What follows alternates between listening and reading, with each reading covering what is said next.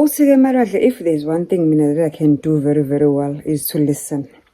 To me, listening is not just a skill, but it's an art. And ngine-patience futhi. Hello, sanibonani, Dumelang, igama uZandi, isibongo umfeka uMalwandle lo, Lwandle kalwela lwethu kwenanezona isihambela le kude phezulu. Story time, it's a story time.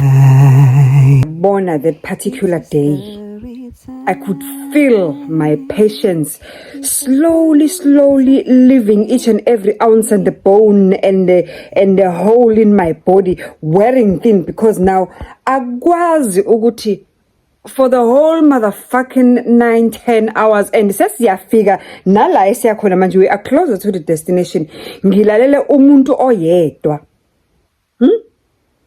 oyi common denominator in perfect failure kuma relationships, but is perfecting himself in every possible way that you can think of. Lo yena akazabe wrong, lo yena uyena ochithelwayo, lo yena uyena abafazi bebefuna ukumpoisona, lo yena uyena abafazi abebemresignisa. There is a big story about this last one ukuthi at some point wafuna yo yazini lalela akubo ngenzela kanje ngalesikhathi siqhubeka nale ndaba ngoba yinde like, commenter, subscriber, you make sure ukuthi you don't skip adverts. We are on 40k 200. When we reach 50k, I've got gifts for my top commenters. We will talk about the criteria ukuthi abantu abazothola ama gifts bazowathola kanjani, and ngiyacela ukuthi if you are unable to become a channel member at this point, just subscribe. It's for free. To be a channel member only costs you 20 rand per month, and I am slowly putting together packs for those people who are going to be channel members, who want to buy that subscription to boost the channel, to help the channel grow. And I want to appreciate each and every one of you. You've been here, you've been commenting, you've been loving the stories, you've been loving the channel. I love you so much. I do appreciate you from the bottom of my heart, from yours to you. Yabo, mina nawe skanje. Thank you so much. Uthi Malwandle ngayizwa i-patience iwera thin, slowly steady but sure, iyasuka kimi, iyaxebuka ngeleya iyaphuma iyahamba yangishiya. Whole mara 9-10 hours ngilalela umuntu oyedwa ezenza muhle, ezenza perfect, ezenza ngcono, and I'm asking myself, if you were this perfect, you shouldn't be a divorcee, twice for that matter. If you were this perfect, we shouldn't be sitting here and talking lento esikhulumayo njengamanje. If you were this perfect, uthi my mind was all over trying hlanganisa into, red flags akhona all over, and they are hanging right in front of my face, but I'm choosing to ignore them because ngugone girl. Ngoba uthi yey inhliziyo izokuthatha ikufaka ejele, uphaphame so sejele, so umfazi kazibani lapha onamabele njengawe ke phofu. Uthi Malwandle yazi ngaphenduka ngabuza umbuzo owodwa, sengizwe ukuthi indlebe zami zikhathele ukulalela. I want to listen to music. There's nothing that I enjoy like listening to music when I'm on a long drive, and a good conversation for that matter. And this time around, it's none of the above, because okokuqala bengi excited thinking we'll be talking most, it's a talking phase, it's a get to know phase, it's a planning phase, kind of khumbula ukuthi ngomuntu ama projects ivele most nama projects haya plan ngithi. So mina nje engqondweni yami kuzidumela planning phase, because phela lento yethi seku-initiation, sayi-initiate ukuthi izoba yini, izoba kanjani. Shiya nje wena ama-red flags ukuthi kunomfazi la, kune-girlfriend la, kunjani la, at the same time lo muntu une-girlfriend angitshela ukuthi ithi bayalwa ngoba ithi akanasikhathi, kodwa at the same time bobabili labantu bakanje benza isport esi-1 and obvious bahleze bendawonye. Malwandle inhliziyo ngihlushwa inhliziyo. Lalela Malwandle, uthi ngabuza umbuzo, ngathi ke ngiyakuzwa ukuthi uthini. Ngicela ukubuza ukuthi njengoba usungixoxele yonke lento oyixoxele for the whole fucking motherfucking hours amayinqwaba lawa, ukhuluma ngikulalele, ngifuna nje ungitshele into edwa, what was your role wena kulama relationships wakho othi afaile ngenxa yabanye abantu kodwa nawe ubukuwona and wena you are even a common denominator ngoba abantu bayi2 wena uyi1 futhi lama relationships ayimishado wonke wena wedwa you are a common denominator wena eliphi iqhazo walibamba ekutheni futhi uthi ngayibeka ngokuthi uthi ngathi ngokwakho wena what you think was that one particular thing that you did eyenza that could have caused ukuthi kuphethe kanje kuyona yombili lemshado yakho uthi Malandla akangishumayezanga yini umuntu akangishumayezanga yini umuntu Malandla uthi wangiqalela from the start yena esasewumfana esaqala ukujola esasewumfana nentombi yakhe ayejola nayo kwathini mekaqeda ukujola nayo yam introduce esontweni hey my introduce esontweni from that day moving forward akaphindanga asuke enkosini makanamathele enkosini kanjalo watholana noZibaba uZibanibani who groomed uBaba uZibanibani into becoming a man and uBaba uZibanibani loyo umfundisi and ubaba uZibanibani wamfundisa ukuthi inkosikazi wena uyinkosi njengoba inkosikazi iyinkosi encane kunawe it's God first it's you below and then it's your uthi hey Malwandle another sermon began ngaqonda ukuthi hey hayi ngizifake kwenye ingxaki ke manje and my patience is isiphelile isiphume ngewindi angisafuna ukulalela ngikhathele ukulalela ngidike ukulalela I do no longer have capacity yokulalela uthi hayi uyabona ke mesefake esemol ngavela ngathi wosh ibambe lapho ngathi ibambe lapho mshayeli ngathi nje ntswi awume stop don't even reverse just stop nje imanxi lalela ke bhuti awukhiphi religion kuyona yonke lento ngoba sikhuluma ngawe nabantu bakho busy oba bad mouth ala uthi ke mina Malandla there's nothing that I hate like umuntu wesilisa ozofika kumina a bad mouth ama exes wakhe on top of that yena zenze ngcono yena abe muhle kuyona yonke lento not that ukuthi we cannot say izinto ezimbi ngabo ngoba vele usuku umlahle nje isuke ikhona vele mhlambe into eyisuke yayimbi enagcina ningakwazanga ukuyilungisa kodwa akwazi ukuthi anje ama hour wena ukhuluma ngabantu obuya kubona anje ama hour that's the only thing that you can talk and mind you ngila iduze kwakho mina I'm supposedly the new thing in your life or the new fling I don't even know at this point ukuthi how am I supposed to feel what is this gonna be kodwa nje ngiyabona nje ukuthi mkhulu wrong mningi futhi wrong khona la kulento uthi washumayela ngathi nje hold it papa uthi ayike savele salwa straight ke lapha because my patience is gone my patience has one thing sengikhathele uthi lapho ngasho kahle ngathi lalela ke bhuti ngeke ke sekwanele ke manje yabona makhuluma ngokuthi se khanuhu is enough ngikhathele kunini ngilalela wena kuyona yonke lento umuhle yilabantu besifazane ababi yilabantu besifazane abayizipoki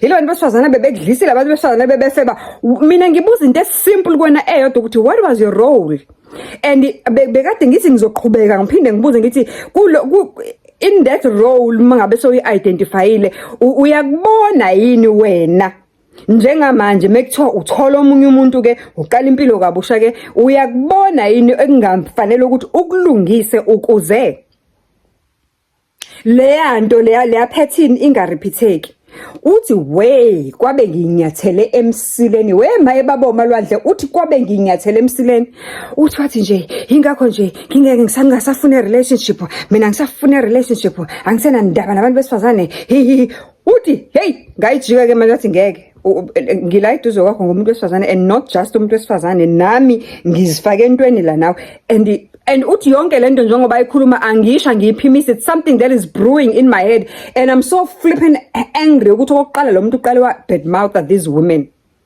engabazi mina abazi yena now is bad mouthing is generalizing is bad mouthing everything ekuthiwa umuntu wesifazane on top of that nama relationships on top of that nami ngiyangena khona la ngathi hayi angiyazi ngizifake kuyona hayi yabona ngizifake kuyona ke cha angiyazi uthi waqeqebuka washo mina ngisena ndaba angifune relationship angifune ntontoni kwathini uthi Malwandle there was a moment of silence kwathi uthi yabona kuthi hey uthi there was a moment of silence for about mhlambe nje sweet 15-10-30 minutes ikhanda lami liyathatha liyabeka liyadrya ngiyacabanga ngithi mina hey ngizifake nini la kahle yini le what kind of a hoho is sitting right next to me. And mind you, the worst part is that I thought that I know this person.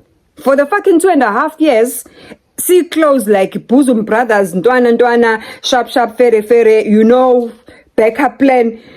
Kanti unjani lo menje? Kanti unje? Uthi ngikuleyo moment une, hey, kanti unje? Uthi hayi-ke emveni kwaloko-ke wa-pick up a new conversation, and i-pick up uyena new conversation, the conversation that is long overdue, obekumele ngabe bekuyona into ebeseyikhuluma vele njengoba sikule road trip. Uthi-ke yaqale-ke manje ubuyela kumina-ke manje after esebona ukuthi eyi kumuncu, buyela kumina-ke manje, so-ke wena-ke what do you want in a relationship? Kwathi ngaqala ukuthi eyi anginayo ngisho impendulo yale nonsense yalo mbuzo ngibuza wona, because already useyitafazile, uyimoshile, uyinyelile, kuyanuka phunga la emotweni. I cannot even bear for leli phunga. Sengifuna nje ukuthi sifike la siya khona, ngimshiye, ngithathe imoto yami ngiqhubeke nendlela yami ngihambe, ngoba hayi shame, hayi bandla. Uthi hayi-ke ngithi mina yazilalela, ithi ngikutshelile wasekuqaleni ukuthi mina ngumuntu onjani, I'm a grounded person. When I love, I love. When I'm into you, I'm into you. Uthi ngimtshela ukuthi mina lalela, mina I've been celibate for the past 2.5 years, and there is no way ukuthi in my moment of starting a relationship again, I can be a fuckship of somebody who has no direction in life. I can be a fuckship of somebody okhuluma kabi kanje ngama exes. I can be a fuckship of somebody who don't even have an ounce of hope or no, you've just said it in not long ago, not more than 20 minutes ago. You've just told him yourself ukuthi wena awusafuna relationship, awuna interest, awuna ndaba nabantu besifazane, ubuka nje as an object, into eyokuthathwa nje ibekwe lapha, ithathwe ibekwe embhedeni, yenziwe lonto isuswe embhedeni ilahlelele. Ngase ngiyabuza ke futhi again Malwandle, ngabuza ukuthi kanti manje why ungazenzeli impilo ibelula? Uvela wena dile nabaqwayizi nje uthenge wena, ngoba ngiyacacile ukuthi i1 kuphela wena into oyifuna emntwini wesifazane. Uthi hey kwasuka enyimpi. Uthi sathi siqambe sifika egarage Malwandle sase sisilwa nangento engathisho, manje sesilwa nangekhadi la kaClicks ukuthi I have made a statement maqala itrip ukuthi ngicela sisebenzise uClicks because mina nginekhadi la kaClicks nama points, so liyangisiza mangabe sengithenga ama cosmetics. Uthi naleyo yaphenduka yabe issue. Uthi kwakuningi lapho nami umoya wami awusekho right, uyaphakama at the same time. Uthi nje kwakuningi ngapha i-petrol attendant yangabuza ukuthi sinawo iClicks, or ngazi noma yabuza or kwenzakalani ukuthi siyabuza mhlawumbe asizwanga because asikhuluma and kungasekho sikhuluma kungasekho mnandi. Uthi lapho at the very same moment uyangijaja lo muntu, ungitshela ukuthi sengaze ngikhulume kangaka, ngikhulumela ukuthi petrol attendant ayizange ilokhu nje iswap ikhadi lakhe, because I just made a statement. It doesn't make sense ukuthi i-petrol attendant ithi ayisakwazi ukuswipe kodwa asikakokhokhi, ayisakwazi ukuswipe ikhadi la kaClicks sibe singakokhokhi. Ngoba mina ngishiso ukuthi lonto I know it once happened before, it's just that they have to reverse the whole thing. Kusho ukuthi wayenqena ukwenza lokho mhlambe, or mhlambe manager ayisihambile kodwa akanga explain. Uthi ngaphinde ngajajwa ke Malwandle, sengijajela ukuthi ngisho lokho ke manje ukuthi ngithe it doesn't make sense. Ngize ngiyabuza mina ngithi mayibo, ngithe it doesn't make sense, kanti it doesn't make sense usho into esho ukuthini bakuthi sewuyinhlamba it doesn't make sense. Ngoba I was saying it doesn't make sense because I know it once happened and they were able to assist me yenzeka. Uthi hayike idluleke ke leyo, uthi hayike uthemba kwaleyo Malwandle kwavele nje kwathi nje la i-pick up akhona i-conversation say-pick up asesibona ngisho amabhodi athi Johannesburg. Yabona musoqala ukubona amabhodi asethi Johannesburg ase-count ama-kilometer, useyi-pick up lapho usebuyela back kuleya nto kade ngibuza yona ukuthi mina what do I want. I ngavele honest again at mina I want a relationship. I still believe in love as much as I am a divorcee myself. I still believe in love. Angikwazi ukuthatha ibhande libomvu, ibrush elibomvu ngibabhece bonke abantu ngopendo bomvu kube ngazi ukuthi everybody has eaten meat la ebengayidlanga. Ngoba umuntu engaxakekwa uyena noma engahlukana naye akusho ukuthi engizodlulela kuyena phambili naye uzobe efana naloya noma uzokwenza into efana nalo, ngoba phela angikwazi ukuthi ngibulale omunye umuntu ngimbulalela izono zabantu. Uthi Malwandle lapho mhlambe sesijeke u20-30 kilometers ukuthi sifike kweyakhe i-destination. Remember mina I'm going further, I'm going to Centurion nisala nganeno ngapha ngako Davidton. Uthi Malwandle yazi impendulo yakhe yathini? Hey Malwandle ngibuze ukuthi impendulo yomlisa yathini, ukuthi Malwandle umlisa wathula mhlambe kwaphela 10-15 minutes uthe suka lapho sesi very close sesiqala nokuphuma na ku-freeway sesiyongena impela la siyakhona uthi nje wavele waphendukela kumina wathi wanikini inhloko enkulu embi engazi ukuthi isinkwa sase-Shoprite sokuzenzela wathi this won't work, this won't work.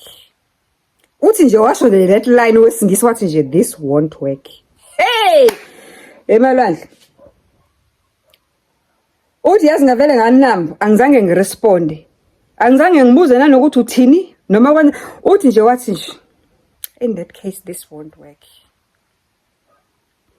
Uthi lapho usho yonke lento vele sesiyafika vele kubo ayike angene la ingena khona ke ame afone uthi abeze bazothatha izinto badilike beze bazothatha izinto nginavigate ifone yami ke ngilungiselela ukuthi nje I'm finding my way out of this place ke manje uthi Malwandle kwathi mesemile before azofona fonele endlini ngathi mina kuyena you must never ever in life uphile impilo yakho udepende kwi-past noma uphile in the past while you're in the present because you never find happiness. Hey Malwandle wabe nginyathele emsileni okokuqala okugcina uthi waphenduka ngeshoti lenkulu wathi athi you are commanding me, you are commanding me, who are you to command me about my life? What God hibo kanti nununile na kanti nununile ngoba ngicabanga ukuthi hey uthi Malwandle ungathi uyamazi umuntu uthi Malwandle ayike emva kwaloko ngathula swaye ngaphoxeka okokuqala okugcina ngathula swaye nganavigate ifone yami ngafaka i-direction ngabusho ukuthi ngikhiphe kule ndawo ekuyona ngiphume ngiphele kule ndawo uthi ngahamba Malwandle ingqondo yami iyadry ingqondo yami iziningi lapho cabanga it's in the middle of the night now, it's very late in the evening. I'm a woman driving alone in a township that I don't know, trying to find my way to go where I'm going, and at the same time inhliziyo yami siqhuthukile umoya wami usujijekile and yonke lento lo muntu ebekayenza akayibona ukuthi this is something that might put me in danger somehow because now I'm driving alone. Akayibona ukuthi yonke lento might put me in danger, yonke lento ayenzayo akumfikelanga nje ukuthi whatever it is emshisayo can wait for another day or for another moment where we are in a better position than currently. Uthi Malwandle ngihambe ngidrive ngifike la engiyakhona uma ngifika la engiyakhona no phone call ukuthi uhambe kanjani, no checking on me in the morning, nothing. Kwathula kanje wathi inswi kodwa ngiyakhumbula ukuthi uma sengizosuka nje lapha kuyena wathi esesho nje calm sekungazi ukuthi akuyena lo muntu obekade uthi uyazi udile nomuntu ubengazi ukuthi udila nomuntu o mentally disturbed ucabanga ukuthi uyamazi kodwa ubona cha ngathi kune mental issue ekhona la that you can't put a finger on it. Uthi ngiyakhumbula Malwandle just before I left wathi sizokhuluma ukuthi le eyami nawe izohamba kanjani. Uthi ngathula nalapha Malwandle ngizange ngiphendule ngoba each and every impendulo engiyiphendulala ngiyabona ukuthi ibuya ne-hand grenade if it's not AK-47. Each and every impendulo ibuya futhi sengizofa nje ngizosha nje ngizonqonqa straight ngizoba malahle la. So kungcono ngivele ngithula ukuthi nje the last statement ayisho just before I left wathi hayi kulungile uhambe kahle sizoyibona ukuthi le yami nawe yona izohamba njani. Hey uthi ayike ngihambe eMalwandle, not checking on me on the road. The only time nje when she called was I think uthi wakala isikhathi uthi mhlambe it's about mhlambe sengiphumile ngiqedile manje lokushini nakhona it was a very brief thing because he just text, mind you I'm driving in the middle of the night endaweni engathi he just text ukuthi uphumile nelokushini. Uthi hayike ngayibona sengifike endlini he just text uthi sengiphumile nelokushini, no phone call, no checking up on me, ulale kahle uhambe kahle wathini wazithulela nje umuntu wakhona Malwandle. Now it's the following day, it's a Saturday morning And mina ngangiyele because there was a show that was happening and I was going there to support one of my nieces because something was happening and I had to be there because I love that kid. Uthi Malwandle kuthe masilungiselela nje kuseni sasigqoka sigeza silungiselela ukuthi we are about to go to the show. Ishow ezoqala ngo-10 and he knew about this because I had told him ukuthi ngiyaphi. Well, he was just aware of nje because ngithi into engimjwayele besixoxa vele. He was just, yeah, let's just say uyazi ukuthi bengiyaphi. Uthi Malwandle ngithe nje mangiqeda nje ukugqoka and everything ngisagqokisa ingane as I was helping my cousin ukugqokisa ingane. Mangithi empedeni phone yami is flicking kune WhatsApp message engenayo. Uthi Malwandle akuheheba le message from the guy. Uthi uyazi u-A4 we message from the guy. Malwandle, I'm being dumped ke manje. Uyangala lo muntu 1 week. In literally 1 week uyangala. Enungala uyabona umuntu akwale nge-AI ubone kahle ukuthi uyabona le kuyiwe ku Gemini AI noma kuyiwe ku ChatGPT wafike wayibhala phansi ukuthi I wanna break up with somebody politely because I want to break up with this person and still keep the relations because this is somebody that you uthi Malwandle AI dumping me I got from umo guy wangala. Uthi Malwandle yazi ngayiphendula le message kungazi ukuthi kuphendula uhlanya ngayiphendula nje instantly ngavele ngahleka. Uthi ngavele ngahleka Malwandle mangiqeda ukuhleka ngathi ngavuma ngathi okay. Uthi Malwandle laphela usuku.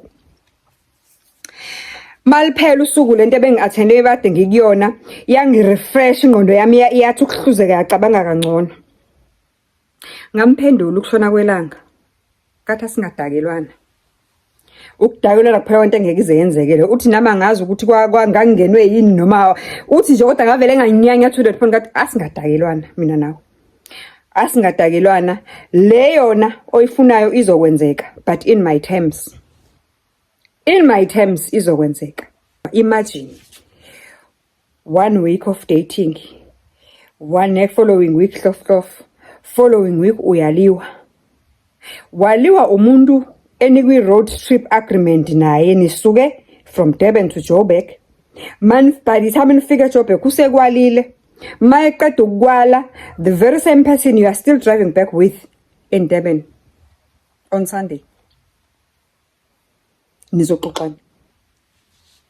Hayi ngiyayibuzela nje mantombazana ningiphenduleni ukuba wawu life graduate lo story wawuzokwenza njani uba wena wawuzomshiya uzibuyelele wedwa vele imoto yakho kakade wawuzomshiya uzibuyelele emuva wedwa uzithulele ungaphenduli wawuzokwenza njani angifuna ukwazi ayini comment down below wawuzokwenza njani.